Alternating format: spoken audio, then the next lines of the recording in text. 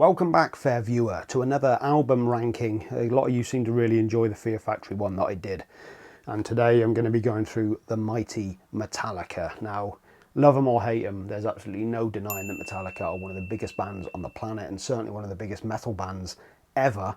For me, they've had a huge impact on my life. The Black Album was basically the album that got me into metal music in the first place. I have no doubt that I would have discovered metal eventually anyway, but I mean, you know, the Black Album, it brought me into a whole new world.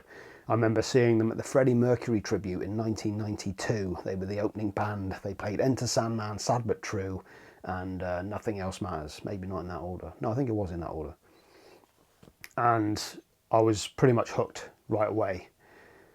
I managed to get a copy of that album, and within months I had the previous 4 albums. I was loving it, and within the space of a year I was listening to the heaviest metal that I could get my hands on. I'm sure there's a similar experience for a lot of you. You know how it is. You have that gateway band that gets you into it, and then you're just all about it. So Metallica they're definitely a hugely important band for me. I've been meaning to do an album ranking for Metallica for a very long time. So that's what we're going to get into today. Okay, so starting in 1983 with Kill 'Em All, the debut, of course. Now, many classic songs on Kill 'Em All. We've got Hit the Lights, of course, the starter. We've got Motor Breath. We've got Four Horsemen, Jump in the Fire. We've got bass solo, Anesthesia, should I say? That's what I meant. God damn it. Whiplash, Seek and Destroy. So many great songs on here. So many classics, so many of them that they still play to this day. But I'm going to be putting this in B. My reasoning for that is purely because when I do listen to Metallica nowadays, I kind of don't really find myself listening to this one that much. I still love all the songs on it, and when if I hear them by chance, then I'll always listen to them. But yeah, it's of the Metallica songs that I'd rather listen to. I've kind of I don't know. I mean, it's the first album, so they were fleshing things out.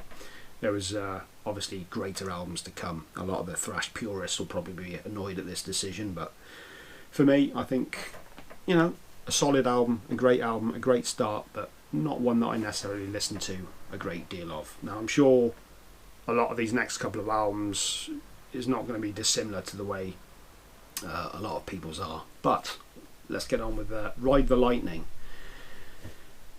The leap from Ride the Lightning from Kill 'Em All was huge. A lot of people were going on about how Master of Puppets and Justice for All had changed the sound and they'd really start experimenting, but really when you look at it, Ride the Lightning, when you go from Kill 'Em All, those pretty much just out and out thrash songs, to the epic quality of Ride the Lightning, it's really quite staggering. The difference between the two is night and day. Fight Fire with Fire, we get that. They lull you into a false sense of security with that nice little acoustic piece before going into one of the heaviest riffs they've ever written. Fight Fire with Fire is a ferocious song. So good. Absolutely great. Then we get the title track itself, talking about being executed on the electric chair. Another great song. For Whom the Bell Tolls is one of my all-time favourite Metallica songs. I just love this. Such a simple riff, but so heavy. The lyrics I always loved. I was always obsessed with the lyrics on this song. Just absolutely adore it. Fade to Black, the first ballad, the first time they were really accused of selling out. A song about suicide. It's a very dark song. And interestingly enough, I think it was written after their gear was stolen. I think their equipment was stolen out of a van. That inspired this song, which is quite an odd way to do it, but even so, an amazing song. Trapped Under Ice, a little bit more forgettable, but some killer riffs on it. One of my songs, Escape. A lot of people have a problem with the song. I actually kind of enjoy it. I think Escape's a perfectly cool song. Creeping Death, out and out classic. Quite often it's the song that Metallica start with. I've seen Metallica live so many times and I've always had fun. They've never disappointed, and quite often they've started out with Creeping Death. And then we have Call of Cthulhu, which is one of the greatest instrumentals ever. I adore Call of Cthulhu. It's just staggering. It really is. I'm a huge H.P. Lovecraft fan, and it really does conjure up those images of the elder gods and Cthulhu himself in the sea, and just, you know, oh God, it's so good. Do I put this S or A? You know what? I think I'm going to put this in S. There's just so many essential songs in it, you can't deny it. I think, you know, Escape and what was the other one? Trapped Under Ice are a little more disposable, but they're still perfectly good songs. I can still listen to this album from start to finish, and it's just top tier. Next up, Master of Puppets. What can we say about Master of Puppets? Obviously the classic. Battery is absolutely essential listening. Again, we start out with that acoustic intro before it goes into this relentless thrash riff. Again, a staple of their live show to this day. The title track, Master of Puppets. Anyone who's tried playing this on guitar, the down picking is just, oh my God, it's so difficult. Such a great song. The thing that should not be, a lot of people have an issue with this song. I absolutely love it. Again, we're going back into the Cthulhu mythos, and I just adore this song. It's so heavy. Seeing this live at 2006 when they played the was it Download 2006, they played the Master of Puppets album in its entirety, its 20th anniversary. Hearing this song live, oh, I loved it. So great. Welcome Home Sanitarium, based on One Flew Over the Cuckoo's Nest, I think. Again, similar to Fade to Black in tone. I don't enjoy it as much as Fade to Black. Then what do we do? Disposable Heroes.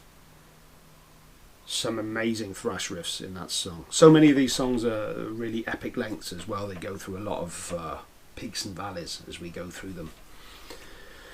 What else do we have? Leper Messiah, probably the song on the album I enjoy the least, but a solid song. Orion, another instrumental, one of my favourite pieces of music ever. And then we close with Damage Incorporated, which is just the best. Yeah, I think you know where I'm going with this one. Master of Puppets has to be S tier. I mean, there's so many great songs on it. Another one like Ride the Lightning, you can listen to it from start to finish, and it's just a classic album. Orion, like I said, one of my all-time favourite songs ever. How can I not put it at the top? And Justice for All. Wow, this is another amazing album. Now, a lot of people have an issue with the production on this. This one was, of course, written and recorded after the untimely death of the amazing Cliff Burton. I think that actually adds to this album, because so many people have an issue with the fact that Jason Newsted's bass can barely be heard on it. You wouldn't even know it's there. But I think in a weird way that adds to it. I think it's somewhat fitting, because the absence of Cliff is felt on this album, I feel. Now, I've done a full review of this album, so if you do want, I'll leave a link in the description for that, so you can check it out yourselves. But I've done a very, very lengthy review on this album. But just quickly for now, I mean, what do we start out with? Blackened, amazing, and Justice for All, little bit overdone. You know, it's I mean, you got quite a lot of 10-minute songs in this, and some of them do feel a little bit bloated, unfortunately. What's third? Eye of the Beholder. Eye of the Beholder, great song. One, of course, everyone knows One, and again, one of the staples of their live show. Short Straw, we've got Frayed Ends of Sanity. Some of the riffs in this are Hetfield's best, I think. I mean, where am I going to go? I think I'm going to put this in A, because I think it's a little bit bloated when compared to Ride the Lightning and Master of Puppets, but like I say, Hetfield's rhythm playing on this is stellar. It's absolutely amazing. It truly is. And his lyrics on this as well, some of the darker stuff. Harvester of Sorrow, that song is so dark. The lyrics, the imagery that he conjures up with that is just, whew, wow, it's disturbing, man. So yeah, I'll put that one in A, I think. I was almost tempted to put it in S, because I do really enjoy this album a lot, but I think I'd probably listen to Ride the Lightning or Master of Puppets, just slightly above this. Now, next we get to the Black Album. A lot of people zoned out at this point, but a huge amount of people tuned in because they're one of the biggest selling albums of all time. This is the album that got me into Metallica in the first place. The production on this still stands up to this day. Of course, we've got Enter Sandman, we've got Sad But True. That riff is just great, you know, regardless of what you think of this album. Sad But True is a great song. Holier Than Now, not so good. Unforgiven, great song. And we go into Wherever I May Roam. What else is after that? Don't Tread on Me, is it maybe? I'm not sure. Yeah, of course we got Nothing Else Matters. But in terms of how I feel about it now, I think I'm going to put this in B. Yeah.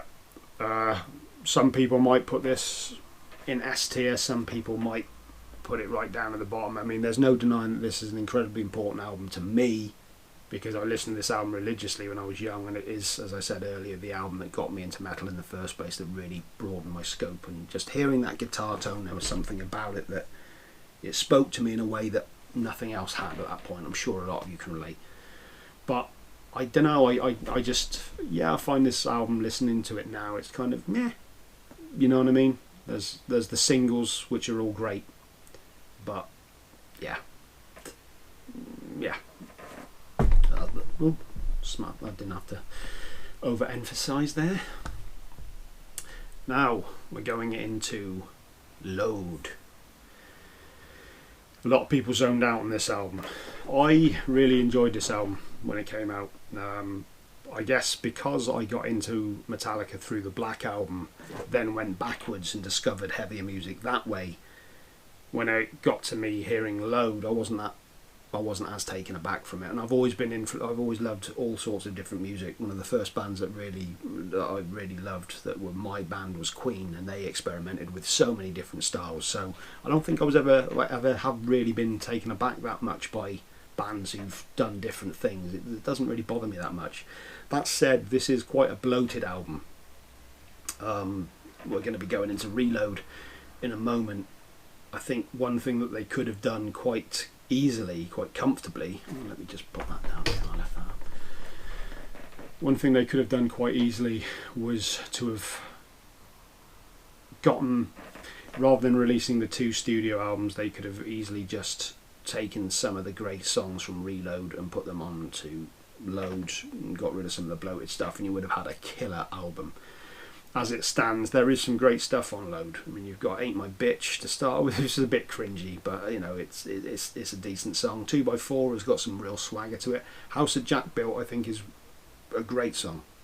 I absolutely adore that song. In fact, I've actually got the album here. Let me just check this out. Until It Sleeps, I think, is a fantastic song. The video to it's great as well. I really enjoy Until It Sleeps. King Nothing, I mean, it's kind of a rewriting of Enter Sandman in many ways, but a solid song. Hero of the Day, yeah, I always thought it was good. Bleeding Me is a really great song. One of those underrated, probably not many, you know, kind of one of those deep cuts from the band that I think is fantastic. Cure, Poor Twisted Me, Wasting My Hate, not so good. Not so good. Mama Said, I thought was really good. Thorn Within, Ronnie, meh. And then we got The Outlaw Torn, another really underrated classic from the band. So I mean, the first half of the album is really strong, then you've got a couple of other decent songs like Mama Said and The Outlaw Torn. If they'd have got rid of some of the others and put on some of the better stuff from Reload onto it, I think we would have had a really, really classic album. But in terms of a ranking, I'm going to also put that in B, because yeah, I mean, putting it with Kill 'Em All and Black Album, I don't know, I just really enjoy the album. I think it's great. I've got a lot of time for this album. I think it gets unfairly slagged, and I think there's a lot of great stuff on it, and it sounds great as well. You know, the production on this is again done with Bob Rock, and they just do a stellar job. Now on to Reload, and this is maybe not so good. We got Fuel, which is a decent enough start. Memory Remains, I've always had a soft spot for that song. Recorded with Mariana Faithfull, I think it was. Yeah, I always thought this was. I always thought that was a decent tune. Devil's Dance, much like 2x4 again, it's got that kind of heavy, more slow you know, groovy kind of swagger to it. Unforgiven 2, I actually think is a really good song. I enjoy it. I enjoy it a lot. But then we got Better Than You, Sliver, not so good. Carpe Diem Baby, I really enjoy that song. I think great song. Bad Seed, not so much. Where the Wild Things Are is a good song. Prince Charming, Low Man's Lyric. Attitude, yeah. Fixer, I thought was a decent close to the album, but there was potential on this album. It could have been so much more than it actually is. They should have just got, I've said it already, but Reload and Load should have been a single album, gotten it down to 12 songs, and I think you would have had an absolute classic. As it stands, Reload, I think it's going to have to go in D. There's some decent enough stuff in it, but far more meh. Actually, is it D? Maybe C. I'll put it in C. I think. I don't think it's quite. No. I probably enjoy a good 40% of the album. Saint Anger. I mean, let's not muck about. This is going in E straight away. But for me, it's not about the production. I know so many people talk about the production on this album, the horrendous production. I think that would have been excusable if the songs were any good. But there's a lot of, I mean, even as I'm trying to think of this now, there's a lot about this album I don't really remember that much. It's kind of forgettable. Yeah, I mean the opening. I mean what we start off with, Frantic. It's okay. It's an alright song. Saint Anger, actually, the title track itself, I actually kind of enjoy. Actually, you know what? I've just decided I'm going to put Load in. Down in D. Yeah. But back to Saint Anger, it's not. It's just there's just not much good stuff on there. You can tell the band was struggling at the time. The title track itself is fairly decent. I mean, you've got, what was it, Some Kind of Monster. It's okay, but it's pretty disposable. The Unnamed Feeling is probably one of my favourite songs. The Unnamed Feeling and the title track itself. The rest of it just doesn't do much for me. Yeah, bad production. All of that could have been excused if the songs were any damn good in the first place, which unfortunately they're not. Death Magnetic. I really like this album. Again, this is another one that people have issues with the production. I can't say it's something I really notice that much because I really do enjoy the songs on this. What did we start out with? This was not that was Not Your Life. Not Your Life. Anyway, the opening track, I really enjoy. Some great riffs, some proper Hetfield riffs again. Saint Anger, I believe they tuned down to C, I think it might have been. Trying to, I guess, jump on that new metal bandwagon. Also not having Kirk do any solos, which is just ridiculous. Death Magnetic, they went back to standard E, I think it was, for the most part, and I really enjoy, Hetfield's. He's got some real tight rhythm playing on this one again. That Was Not Your Life. What's up next? Broken, Beaten, Scarred, is it? No. I can't remember what the second track on this one's called now, but not so keen on that one. But track 3, Broken, Beaten, Scarred, I thought that's a great song. So many great riffs. Some real big sing-alongs on this one. The Day That Never Comes, I really enjoy. All Nightmare Long is a great song. Such a good song. How can you not like that song? It's just great. I absolutely love that song. Later on we've got Suicide and Redemption, which is another instrumental track which I actually really enjoy. I think it's great. The closer, My Apocalypse, strong closer, not quite on par with Damage Inc., but pretty strong. What other songs have we got on there? Unforgiven 3, I really enjoy the song. It's got Cyanide, which I think is a really strong song, and Judas Kiss, which again kind of a bit more of a new wave of heavy metal kind of throwback. I enjoy this album a lot. I really do, and I'm putting it in A. Yeah, I'm sure people will be surprised to see me put it up that high, but I just think this is such a strong album. I really enjoy it, and I don't care about the production. A lot of people said that in a way this was their sellout album because it was giving the fans what they wanted again rather than doing their own thing. I think that's horseshit. I enjoyed this album. Yeah, I'm putting it in A. That sounds wrong.